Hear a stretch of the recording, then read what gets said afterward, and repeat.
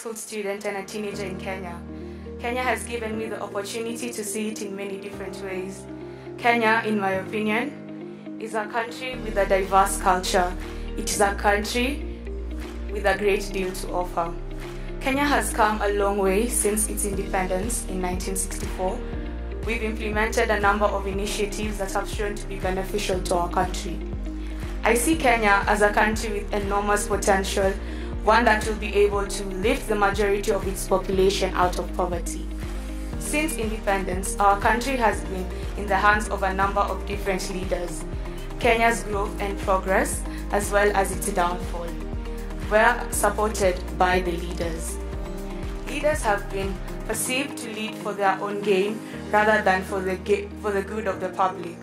We claim that our country is democratic, but is it? Because the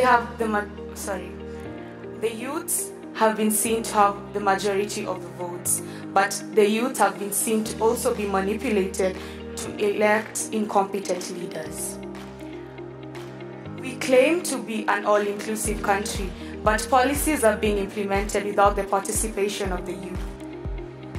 The youth are just recognized during the elections or voting in referendums.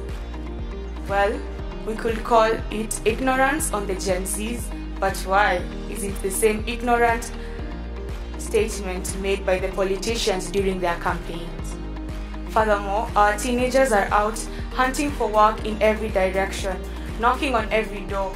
It is the fact that the majority of them are graduates, and is this an indication that our education system has failed us as a country? We talk about young people looking for greener pastures in other countries, putting our Kenyan economy to a standstill. Why would they stay if we can't put what we're learning into practice in the best way we know how? People's Dialogue Festival is being held to examine how the governance might assist Kenyans in achieving the UN Sustainable Development Goals. We are the leaders of tomorrow, but we are only as good as the foundation that the current leaders have created for us. The days of predicting when our moment of leadership will arrive are past. When we look at the statistics for the approaching elections, we discover that the majority of the young people have not registered as voters. This is a clear indicator that most of them are fed up with a democratic system in which their voices are ignored.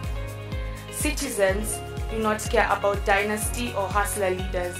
At the point we have reached as a country, all they need is a leader who can bring the people together and restore Kenya's economic position to its proper place.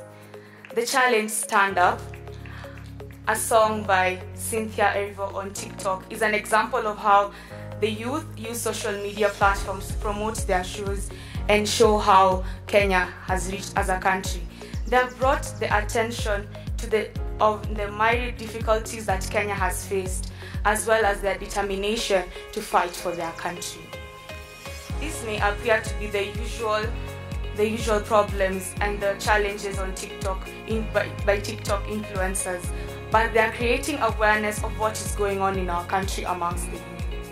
The youth are leaders of today and not tomorrow, and they are in charge. They are calling for an all-inclusive meeting where all perspectives are heard in order to create the groundwork for their future leadership.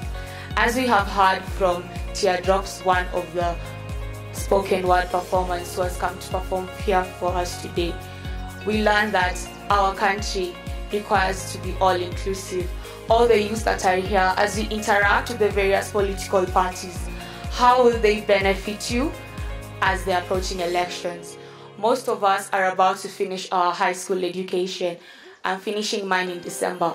But one question in our minds is, what next? What next for us after university?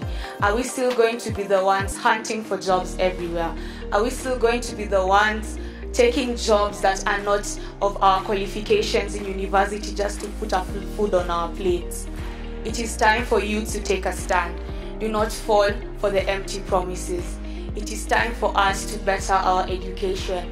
Let us implement what you're learning right now in the universities and in the high schools to better our country. Kimberly, Buruburu girls, thank you.